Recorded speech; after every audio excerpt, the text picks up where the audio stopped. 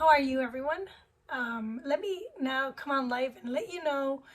Let's talk about the 12 steps of humility and from Saint Bernard of Clairvaux,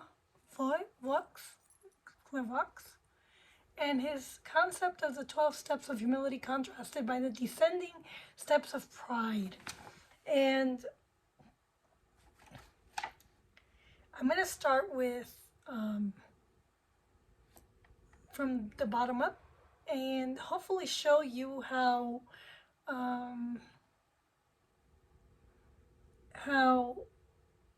when you contrast the other side, the descending steps of pride, it often reflects the reversal of these virtues. And so what he's talking about is that when you're a monk, you have to follow these steps to humility, and the rules are very, very hard because the whole entire goal of a monk is to reach unity with God and go to heaven and be perfect. And this level of perfection are mounted outside the monastic life.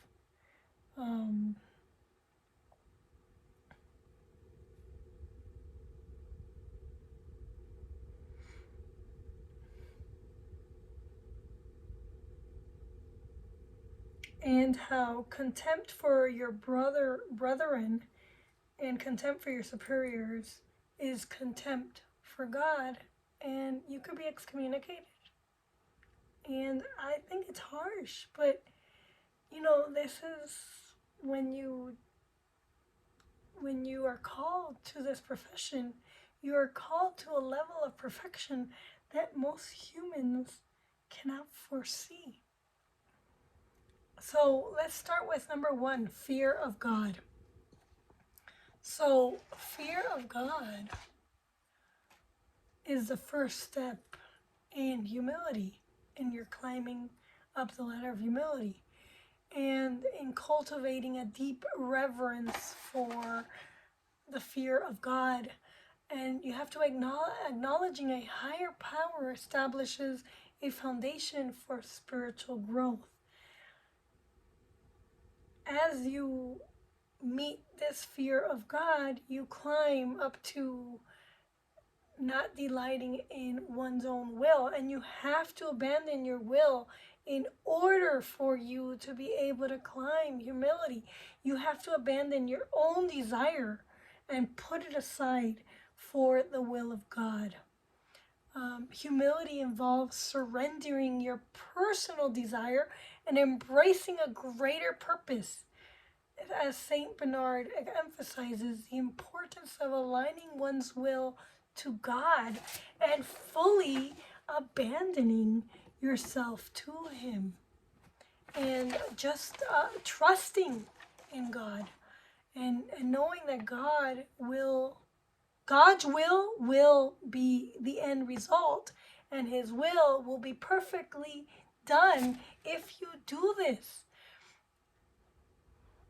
After you abandon yourself to your will, to His will, which means you have to be constantly denying yourself, your temperament.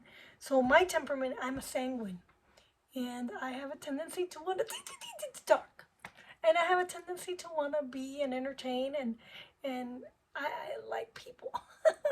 And so denying myself would be not wanting to be with people, to everything in moderation, not waiting for people to talk to me, so I find it hard as a sanguine to do this because of my love of people and my excitement and my energy.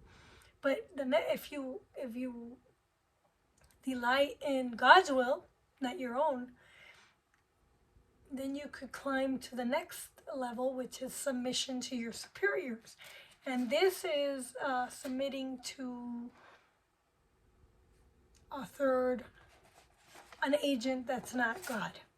Accepting the authority and submitting to those with wisdom and experience is a crucial aspect of humility. So people like, you know, older than me.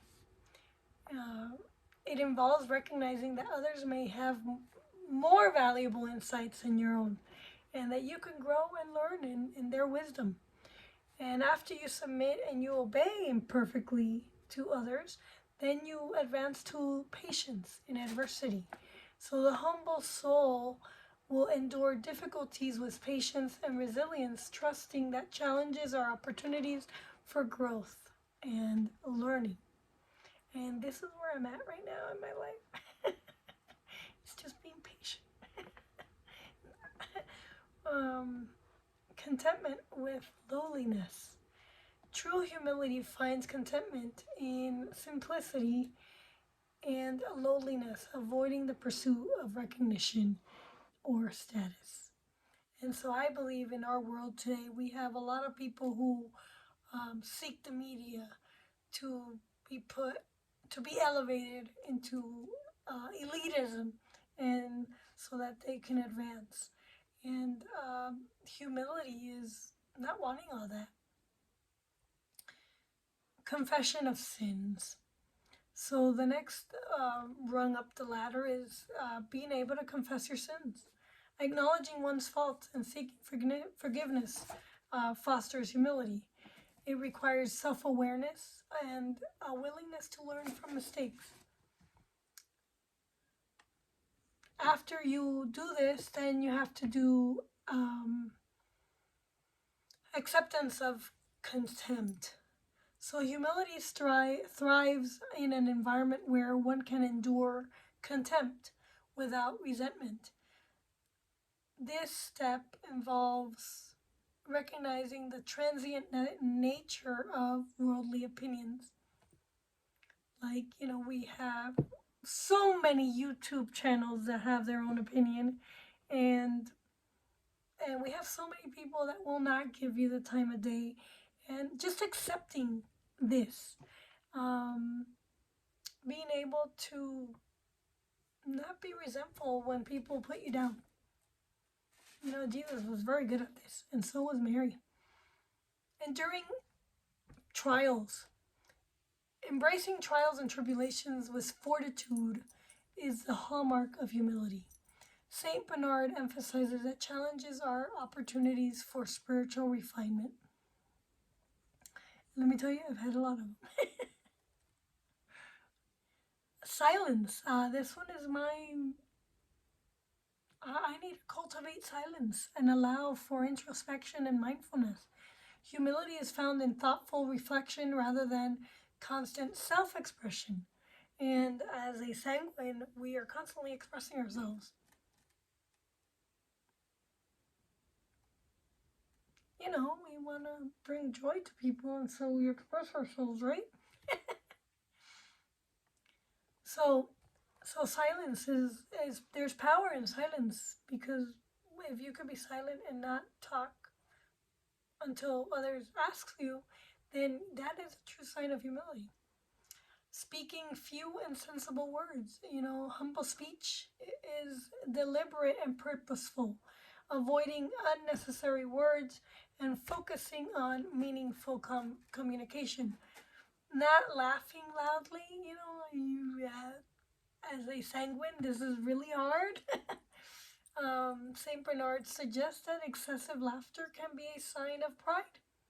Humility is expressed in balancing and composed demeanor.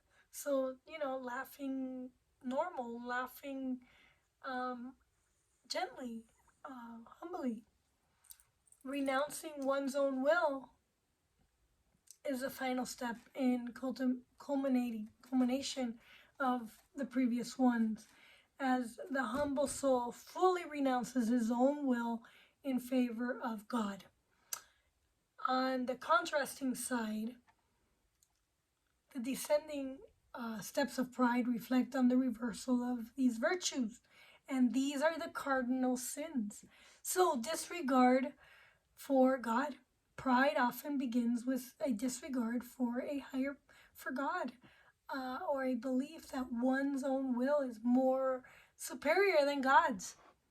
Stubborn self-will. Prideful individuals insist on their own will, dismissing guidance or wisdom from others. Rebellion against authority. Pride leads to rebellion against authority, rejecting the notion of submitting to others. Impatience and resentment. Prideful individuals struggle with impatience. Well, this one is one that I fall into. And resentment in the face of adversity, viewing challenges as an affront. And I admit that I can be impatient. Aspiration of status. So pride craves recognition, status, and power, deriving a lot of our politicians right now are in this area right here, where they aspire to status and elitism and power. I could see the pride in Jenna Griswold, our Secretary of State. I could see pride in Meg Froelich. I could see pride in Kamala Harris. A lot of our Democrats crave recognition, status, and power. A lot of our politicians do. And this driving an insatiable desire for superiority. Can you see it? And the Democrats are trying to say that there is racism in all this, and they're the very first ones that desire this superiority. Denial of faults. Pride blinds individuals to their own faults, hindering self-awareness and growth. Well, believe you me, I know my faults. I know every bit of my weakness. And it's turning those weaknesses into strength. And a lot of times we fail to do this because we want to avoid looking at our own faults, and we want to just look at our own strengths. So disdain for humility. Prideful individuals disdain humility and view it as a weakness rather than a strength. Intolerance of trials. Pride rejects trials and challenges, viewing them as beneath one's own status. And excessive self-expression. Pride fuels constant self-expression, often in the form of boastfulness. Thoughtless speech. Prideful speech lacks consideration and often serves to evaluate oneself at the expense of others. Boisterous laughter. Pride is often accompanied by loud and boisterful laughter, seeking attention and affirmation. And then absolute self-will. The ultimate step in pride is an unwavering commitment to one's own will, rejecting any form of divine guidance or God's guidance. And this hinders you in being able to be wise. So when you deny God, you're actually denying wisdom.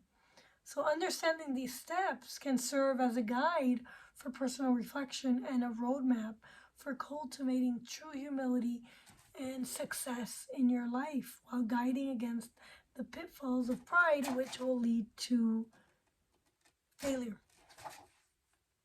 Thank you again. And if you like this video, please like and subscribe and comment below. Thanks.